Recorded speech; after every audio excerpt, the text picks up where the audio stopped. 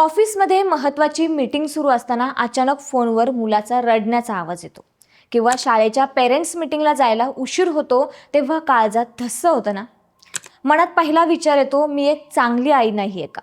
यालाच म्हणतात Maugham guilt. हे असं ओझं आहे जे जगातील प्रत्येक नोकरी करणारी आई आपल्या खांद्यावर वाहते. पण आज आपण यावर फक्त बोलणारच नाही तर यातून बाहेर कसं पडायचं हे देखील पाहणार आहोत. चला तर जाणून घेऊ.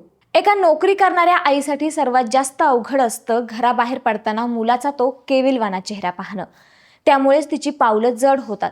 तिला वाटतं की आपण मुलावर अन्याय करतोय. पण विचार करा, तुम्ही फक्त कामावर जात नाही आहात, तर तुम्ही तुमच्या मुलांसमोर कष्टाची आणि स्वप्नाची एक जिवंत व्याख्या उभी करताय. जेव्हा तुमच्या मुलाला त्याचं बालपण आठवेल तेव्हा त्याला काय आठवेल? आई घरी नव्हती हे आठवेल, की माझी आई किती स्वावलंबी आणि कर्तृत्ववान होती हे आठवेल. मग या गिल्टमधून बाहेर कसं पडायचं यासाठी हे 3 प्रॅक्टिकल मार्ग कायम लक्षात ठेवा. ज्यामध्ये पहिला आहे ते म्हणजे क्वालिटी वर्सेस क्वांटिटी. तुम्ही मुलासोबत किती तास घालवताय यापेक्षा जेवढा वेळ घालवताय तो कसा घालवताय हे जास्त महत्त्वाचं आहे. दिवसातून फक्त अर्धा तास वेळ द्या, पण त्यावेळी मोबाईल बाजूला ठेवा आणि फक्त त्या मुलाशी गप्पा मारा. दुसरं म्हणजे मदत मागायला लाजू नका. तुम्ही सुपर वुमन असण्याचं ओझं का घेताय? घरातील कामात पतीची किंवा कुटुंबातील इतर सदस्यांची मदत मागा.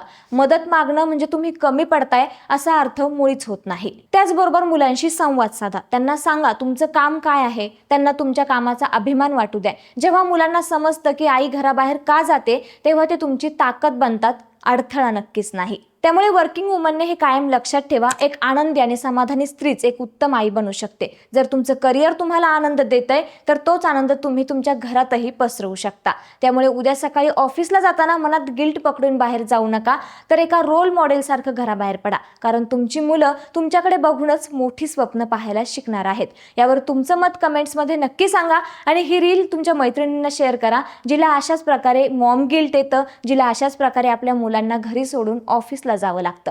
याबद्दल तुम्हाला काय वाटतं आम्हाला कमेंट करून नक्की कळवा.